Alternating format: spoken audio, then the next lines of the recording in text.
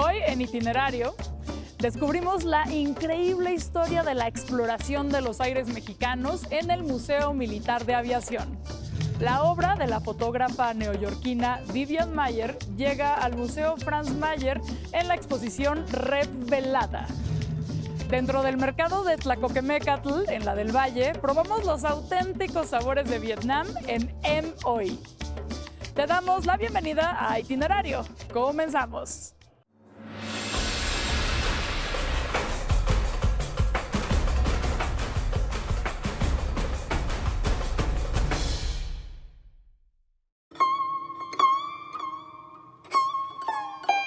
Aunque es una de las gastronomías más ricas del mundo, hasta hace poco era difícil encontrar comida vietnamita en la Ciudad de México.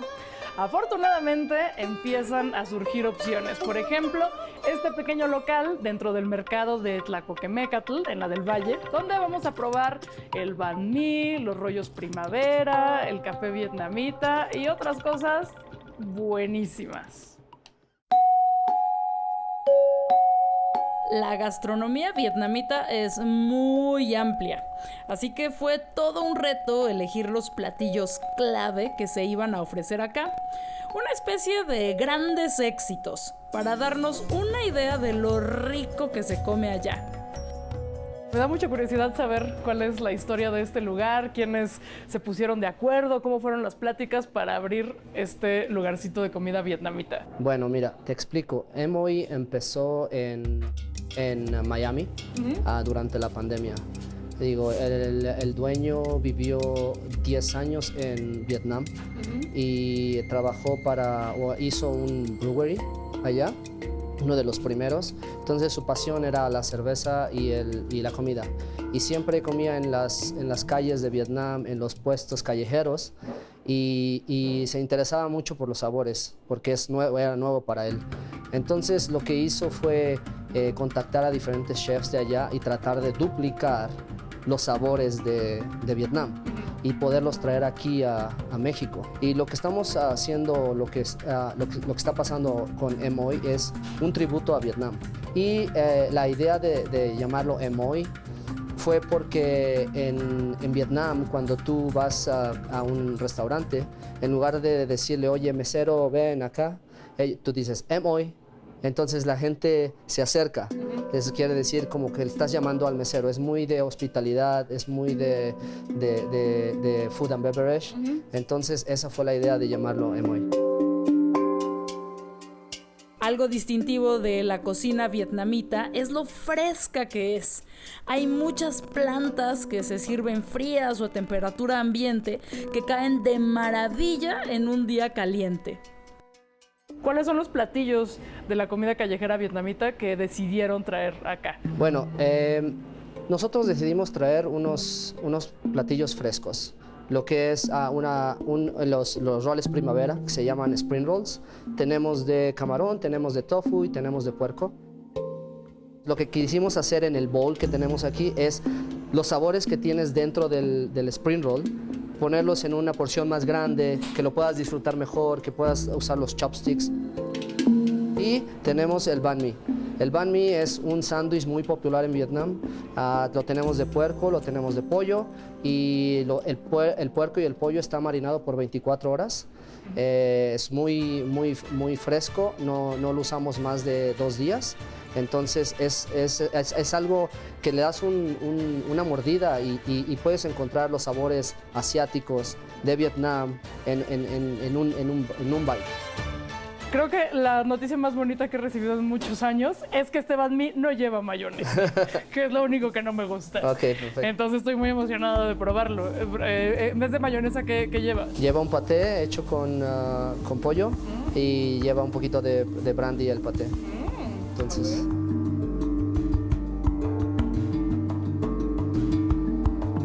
Bueno, los rollos me encantan por la textura de las hojas de arroz. De arroz. Ay, es una adicción. La verdad es que, hemos visto con lo que queremos, que te decía, es no hacerlo nada de fusión, hacerlo bien original. Este bowl hecho está... Sí, es el aderezo, lo mezclas y como dicen en Estados Unidos, enjoy. En lo que lo mezclo, platícanos del equipo. Sí, mira, bueno, tenemos a Jorge, que lo vieron haciendo los rollos. Él es de descendencia chino, sus padres son chinos. Él nació en Tuxtla Gutiérrez y vivió a 15 años en Australia. Tiene un mes de haber regresado, se unió al equipo, es el más nuevo de nuestro equipo. Yo soy chef, estudié en Canadá, soy mexicano de nacimiento. Si eres loco, te invitamos a venir a trabajar con nosotros, porque eso es lo que hacemos. Buscamos gente con pasión, gente que le guste cocinar, que esté orgullosa de los sabores que estamos dando. Y el café es tan rico que igual si ya comiste algo más, vale la pena que vengas por uno para reanudar la tarde con mucho dulzor y energía.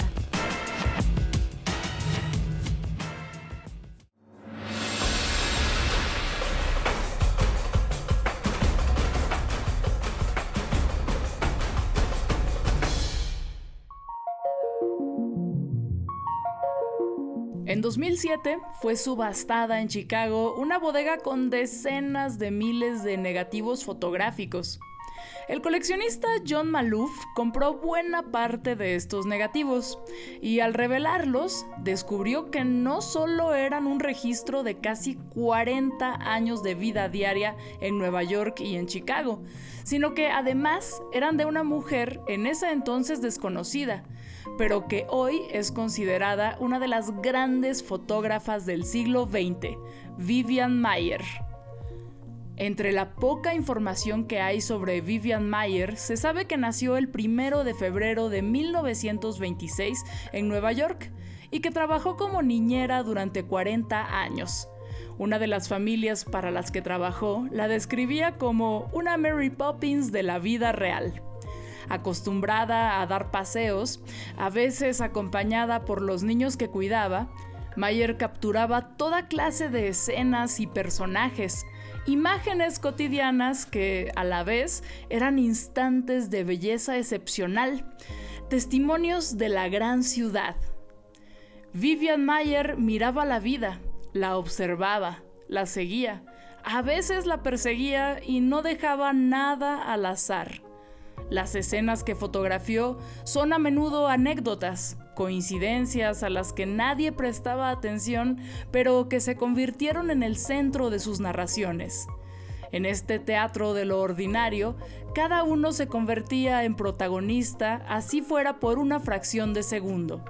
Así lo describe Anne Morin, curadora de la exposición Revelada.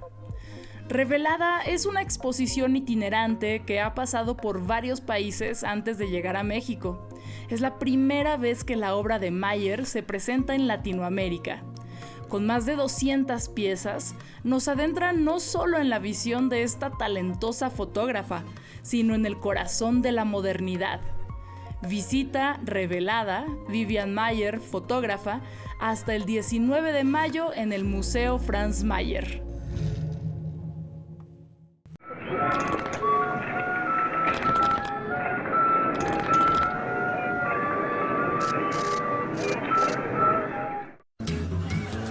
El metro en el mundo nació en el siglo XIX, pero a Latinoamérica se tardó un poco más en llegar.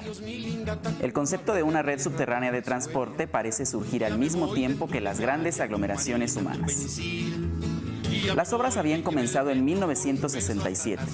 Los chilangos de entonces se habituaron a los trabajos que invadían bulevares y camellones.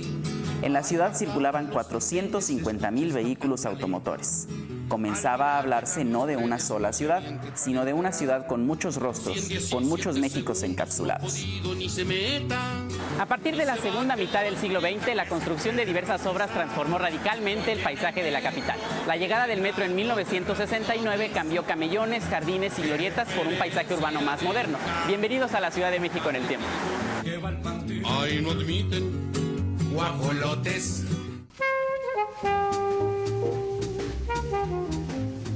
¿Qué pasaba en la Ciudad de México en 1967? Sin duda éramos menos, pero la ciudad ya parecía una metrópoli imposible. Ya se pensaba en jubilar a los viejos tranvías para dar más movimiento a una mancha urbana en un perímetro de 12 kilómetros. 46 años después, el metro transporta 4.2 millones de pasajeros en un día laboral. La línea 1 se pensó como un tramo que atravesara la ciudad de poniente a oriente hasta los confines del DF. Chapultepec, Sevilla, Insurgentes, Cuauhtémoc, Valderas, Salto del Agua, Isabel la Católica, Pino Suárez, Merced, Candelaria, San Lázaro, Aeropuerto, Gómez Farías y Zaragoza. Un suceso que atrajo todas las miradas a la capital, como se aprecia en estas imágenes, con Jacobo Zabludovsky reportando el momento histórico que encabezaba el entonces regente capitalino Alfonso Corona del Rosario. Desde que se construyó la primera línea del metro, se contemplaba la posibilidad de una arquitectura no solo funcional, sino de valor artístico. La estación San Lázaro tiene un diseño distintivo.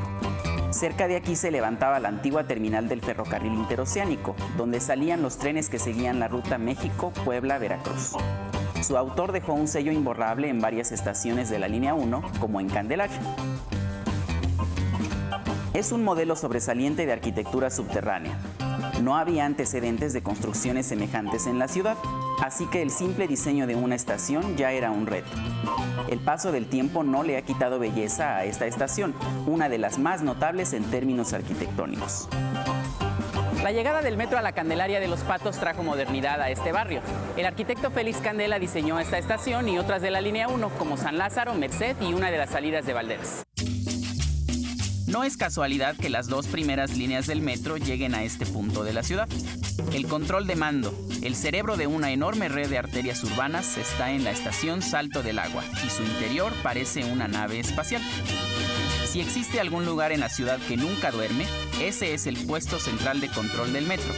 El tablero de luces rojas y amarillas avisa de problemas en alguna estación, controla el tráfico de trenes y distribuye el destino de millones de pasajeros. El puesto central de control se encuentra en el corazón de la capital, en Salto del Agua, una oficina que conserva el ambiente futurista de los años 70. Acompáñanos en la próxima cápsula de la Ciudad de México en el tiempo.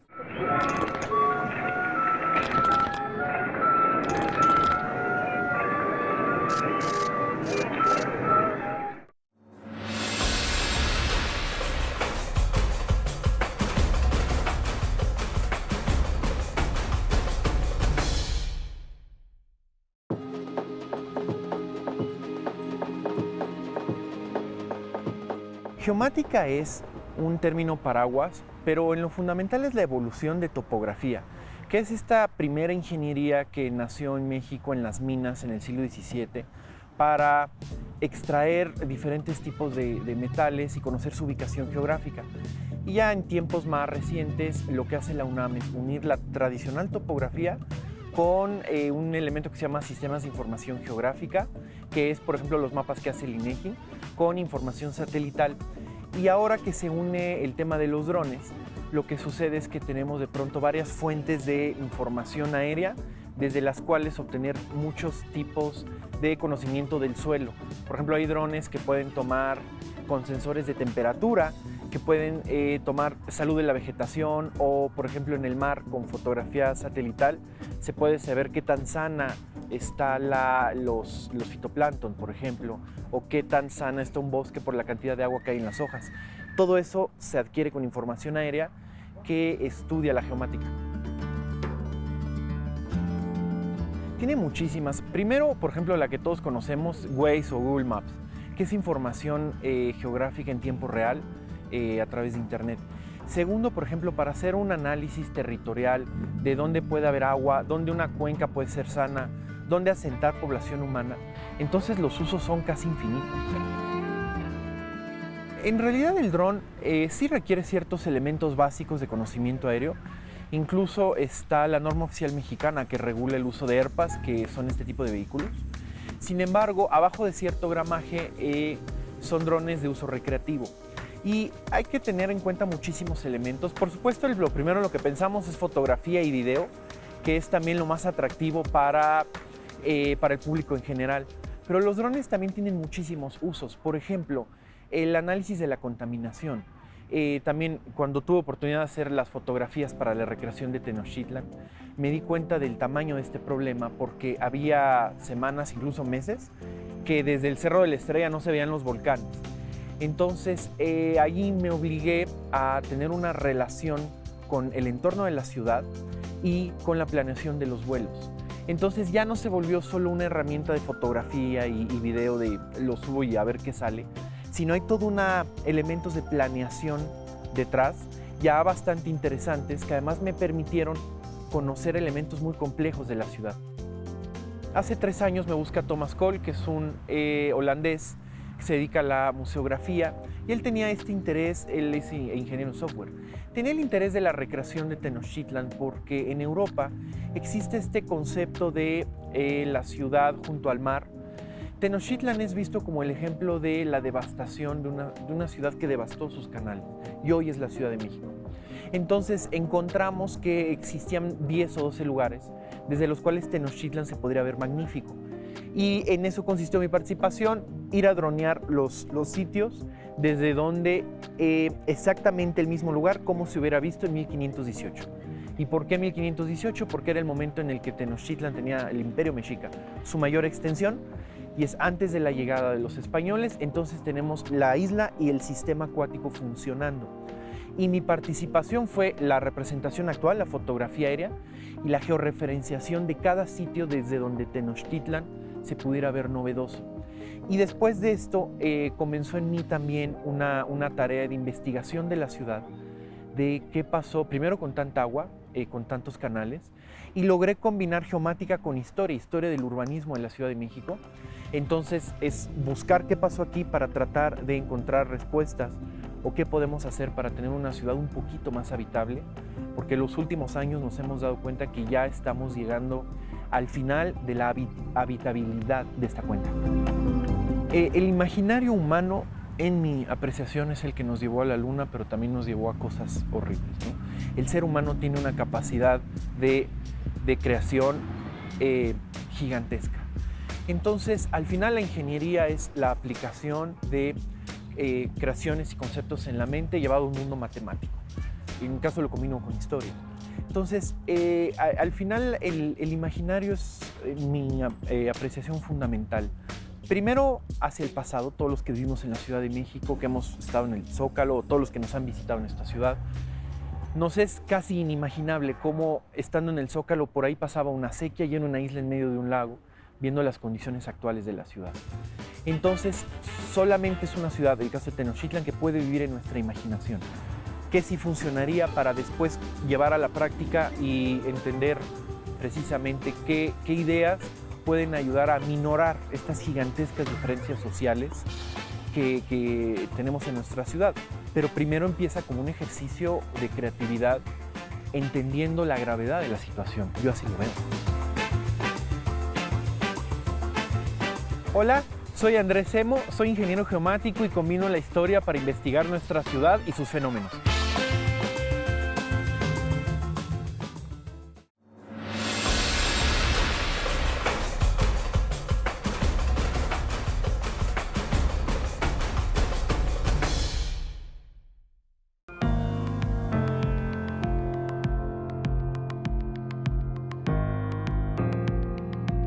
La aviación en México tiene una gran historia. Desde los primeros aviones allá por los albores del siglo XX hasta modelos con la última tecnología. Para conocer este fascinante recorrido aéreo hay que visitar el Museo Militar de Aviación a un ladito de la IFA. Si a las personas adultas nos sigue pareciendo increíble la tecnología que nos permite volar, para las infancias es todavía más fascinante. Quiero saber cómo, cuándo, por qué se creó este museo, cómo fue esa primera etapa. Mira, este museo, a pesar de que la gente tiene la percepción de que es nuevo, es del año 1933. Se creó como iniciativa del entonces general jefe de Estado Mayor Manuel Ávila Camacho. En aquel entonces, en donde se encontraban los talleres nacionales de construcciones aeronáuticas, lo que actualmente es la TAPO. Ha ido cambiando de sede hasta que en el año 2022 se inauguró en esta instalación.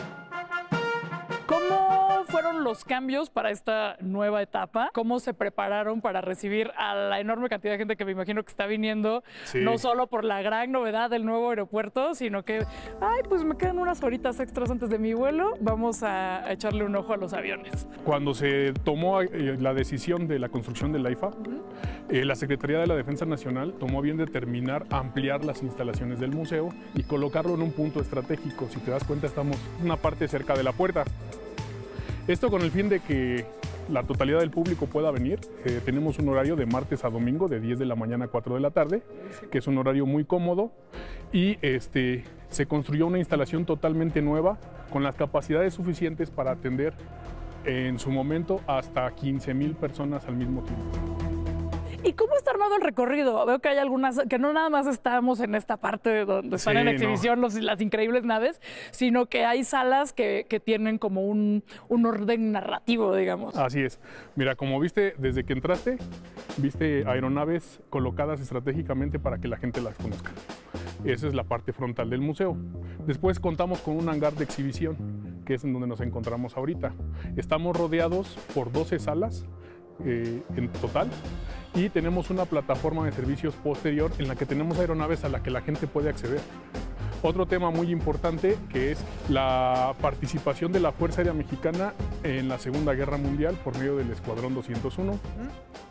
Y al final cerramos con todo lo que es la modernización de la Fuerza Aérea Mexicana y las actividades que llevamos actualmente, tanto en plan de N3 como en operaciones contra el narcotráfico. Aquí van a poder conocer tanto aeronaves como historia, como todo lo que se lleva a cabo en la Fuerza Aérea, para tener una experiencia completa y conocer realmente qué es la Fuerza Aérea Mexicana.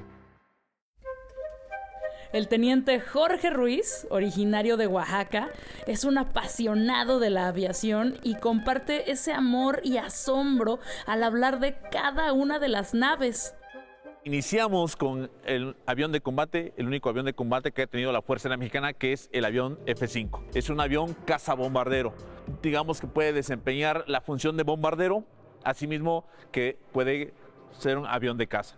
Lleva 2 cañones calibre 20 milímetros, puede llevar una bomba de hasta 2,000 libras.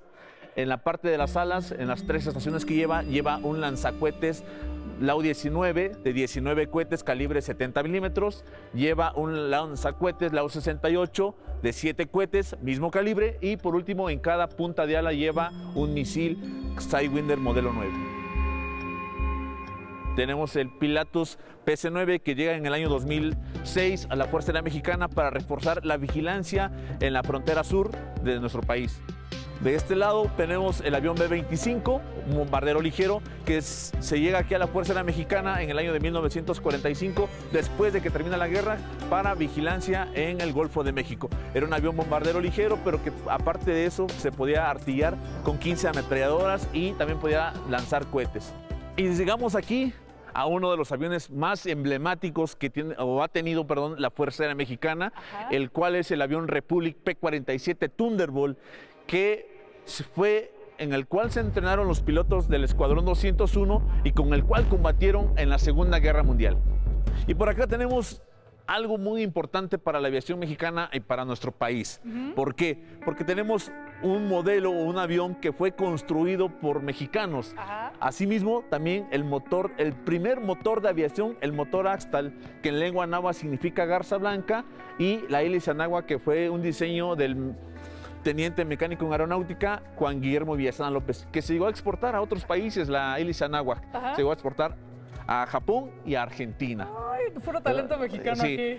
Y en la parte de arriba también tenemos una réplica del avión Serie C, que también fue un modelo que se hizo en México, en los talleres nacionales de construcciones aeronáuticas. Igual en los principios que se fundan los talleres nacionales en el 1915 a 1922, que es cuando México tiene su auge de fabricación de aeronaves.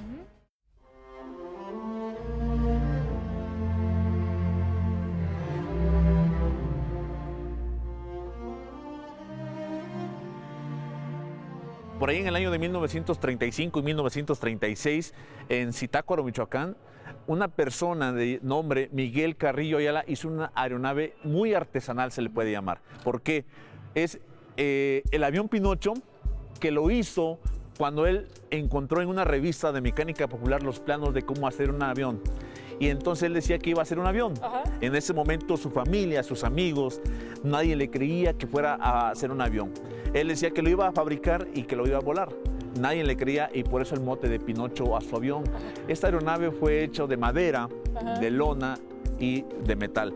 El motor fue un motor que le regaló su familia de una camioneta Ford modelo 1930.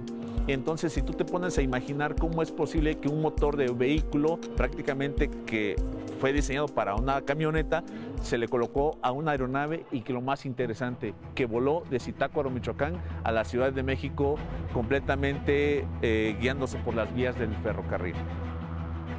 Además de las naves, varias salas hablan de la historia de la aviación en México y en el mundo. El Museo de la Aviación es en sí mismo todo un viaje.